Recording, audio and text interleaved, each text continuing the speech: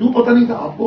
आप ये तो शर्म की बात है कि किसी हिंदुस्तानी को अपने हमारी हिस्ट्री, हमारे इतिहास के बारे में पता ही नहीं। हमारे कल्चर को खत्म कर दिया गया। खत्म कर दिया गया मतलब लूट कर दिया गया। लूट प्लंडर। एजुकेशनल आप सीखी है सर। आज पुण्यतिथि है भगत सिंह जी की, सुखदेव जी की, और इसी मौके पर राजगुरु जी का नाम लीजिए, राजगुरु जी की। और इसी मौके पर आज आप नागपुर शहर पधारे हैं। और मैं चाहती हूँ कि आप कश्मीर फाइल्स का इंसिडेंस है उसे उस इंसिडेंस के साथ मिलाकर मुझे ये बताएं कि आपको क्या लगता है कि ये जो गलत होता आ रहा है ये कब से होता आ रहा है और इसे अब रोकना है तो किस तरीके से रोक सकते हैं? हाँ देखिए, पहली बात तो जो आपने पुण्यतिथि की बात करी, राजगुरु जी, सुखदेव जी, भगत सिंह जी, ये हमारे ऐसे क्रांतिकारी हुए तो देख लीजिए, आप सिकंदर को देख लीजिए, वो आए केवल बुद्ध शिकन थे, हमारे मंदिरों को तोड़ा, हमारी मॉन्यूमेंट्स को तोड़ा। डाउन साउथ में नहीं गए तो साउथ के सारे मंदिर बच गए। अजंता एलोरा क्योंकि उस वक्त जंगलों में था, पता नहीं चला। और यहाँ पे महाराष्ट्र में फिर भी छत्रपति शिवाजी महाराज का शासन था, और हिंदी स्वराज्य की जिन्होंने कल्पना तो बच गए।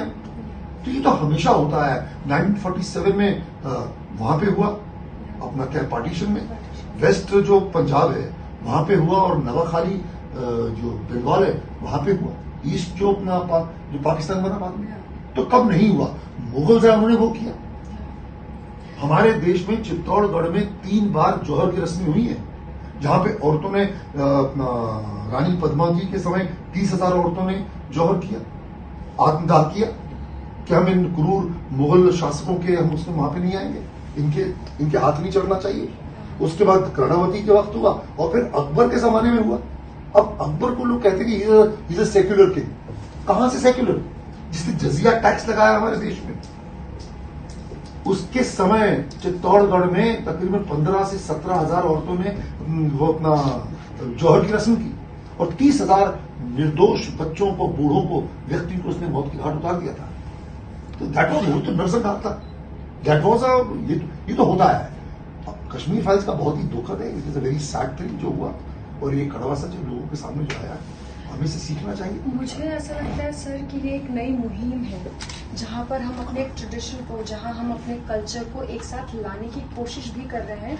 और जब हम ऐसा करने की कोशिश करते हैं तो बहुत जरूरी होता है कि सारी सच्चाई सबको पता चले, और वही विवेक अग्निहोत्री जी ने किया। बहुत काबिल तारीफ है, डायरेक्टर ने साहस किया ऐसी फिल्म बनाने का। क्योंकि मैं समझता हूं कि अगर हमारी ये जो सरकार है, भाजपा की सरकार अगर नहीं आती तो ऐसी फिल्म बनाने की कल्पना करना भी पॉसिबल नहीं था।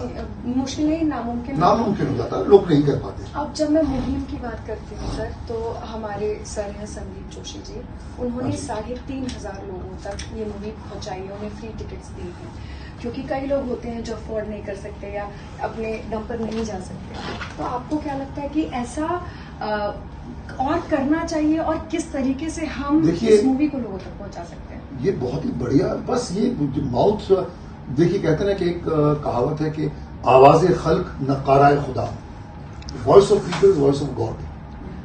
सो ये जो संदीप जोशी ने जो ये मुहिम उठाई है, ये बीड़ा उन्होंने अपने ऊपर लिया है कि मैं लोगों को सत्य से अवगत कराऊं, लोगों को ये बार बार दिखाऊं फिल्म। तो ये बहुत ही काबिल तारीफ बात है, इसकी सराहना करनी चाहिए कि हमें पता चले कि क्या हुआ था। जिस सच को छुपाया गया ये लोगों के समक्ष आया है। विवेक अग्निहोत्री जी ने इस फिल्म को बनाया, हम सारे कलाकारों ने उसमें काम किया, और काम किया। अब जो है अब क्या है कि पब्लिक ने इसको उठा लिया। तो ना तो कहते कि होता ना कि it's like a wild fire, और इवन जो ये पूरे देश को एनगल्फ कर लेगी। It is and this is going to go, ये रुकने वाली आग नहीं है। इट इज डूइंग दैट जी। सर, मैं आपसे आपका फर्स्ट रिएक्शन पूछना चाहती हूँ। जब आपने पूरी मूवी एडिट हुई और पहली बार देखा तो कैसा महसूस किया? बहुत ही बढ़िया। मैंने कहा हम तो एक सीन जिया है, हमने फिल्म में काम किया है। जब स्क्रिप्ट मिलती है तो इंसान जो होता है वो खैर केवल अपने सीन्स नहीं पढ़ता, वो तो पूरी स्क्रिप्ट पढ़ता है, बिकॉज उसको पूरा पता चलता है कि क्या है।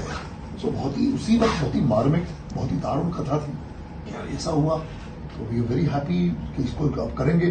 तो हम तो बस जूझ गए उसमें। एक कलाकार के लिए भी तो इस तरह की कोई फिल्म करता है तो इट इज वेरी वेरी मतलब चैलेंजिंग। अब फॉर मी, जो मैंने डीजीपी हरि नारायण का पात्र किया है, उसके लिए देखिए वो जो है वो मेरे व्यक्तिगत स्वरूप से बिल्कुल हटकर है। मतलब आई एम बहुत ही दबंग किस्म का मैं शख्स हूँ, जी।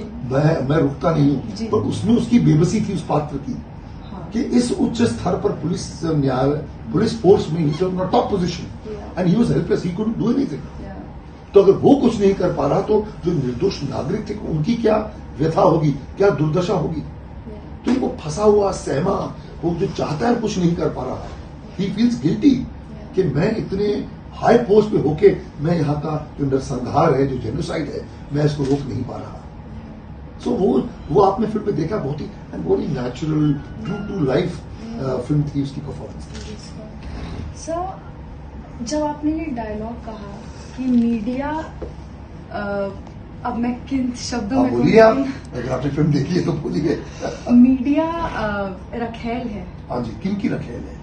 इन आतंकवादियों की। ये जी, वो जो डायलॉग है बिल्कुल सत्य है, यथार्थ है। वो है, वो क्योंकि है। उस समय था। उस समय था। आप देखिए वो कहता भी वहां पे क्या है कि देखिए दुनिया भर में देखिए आतंकवादी का कोई मजहब नहीं होता। नहीं होता, बिल्कुल ये नहीं होता। आप तो ये जो भाई जो मैं तो हमेशा कहता हूँ कि जो औरतों को बेवा बनाते हैं, जो बच्चों को अनाज बनाते जो हैं, औरतों जब को बूढ़े काट माँ बाप के उनसे उनके रोजी रोटी का जो उनके बच्चे कमाते उनका जरिया छीन लेते हैं, मार के वो मार रहे हैं, इनका क्या मजहब है? वो तो लिबरल मुस्लिम्स को ही मार रहे हैं। उन्होंने कश्मीरी पंडितों को मारा, उन्होंने वहां के सिखों को मारा, वहां के डोगरों को मारा, सबको मारा, just because you don't belong to a particular faith, क्योंकि आप इस्लाम धर्म को फॉलो नहीं करते। सो 3 चीजें थी, या तो कन्वर्ट, या लीव, भाग जाइए, या मरिए। सो ये है, तो it was the fact, it's a.